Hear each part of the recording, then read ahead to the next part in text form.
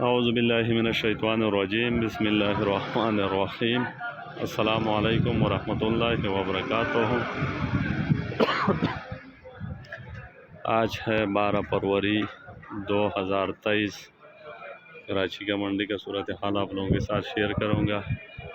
یہ ویڈیو میں تقریباً 1:30 بجے پہ بنا رہا ہوں، کیونکہ آج کراچی کا اجتماع کا آخری دن تھا، دعا تھا تو اس پہ میں بھی گیا تھا، اور گاہک بھی منڈی میں نہ ہونے کا برابر تھا۔ پیاز مجھے تو گاڑیوں کی تعداد معلوم نہیں ہے کہ آلو کتنی تھی، پیاز کتنی تھی، لیکن بہرحال ریٹ کا معلومات کر لیا تو اس وقت تقریباً تھوڑے بہت آلو ہے، اتنی زیادہ نہیں ہے، لیکن ریٹ بہتر تھا، آج بھی بہتر تھا۔ ابھی 1:30 بجنے والے، مارکیٹ میں تھوڑا بہت مال نظر آ رہے، اور سننے میں آیا کہ پیاز بھی آج کم تھا۔ پیاز کا گیٹ کے باہر تو تقریباً کافی کنٹینر ہی کھڑے ہیں، لیکن اندر مارکیٹ میں کم تھا۔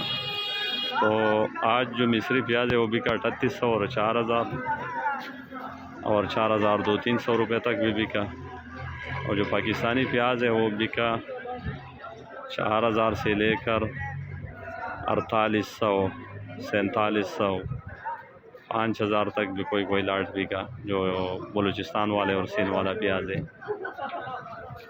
اور انڈیا آج بکا 6000 سے 6400 روپے تک بکا۔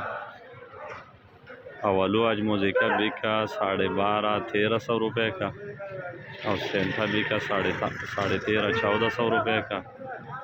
آج بھی وہی کل والا بازار تھا، لیکن کل ہو سکتے کہ بازار میں مزید بہتری ہو، کل گاہک ہوگا ڈبل آلو کی۔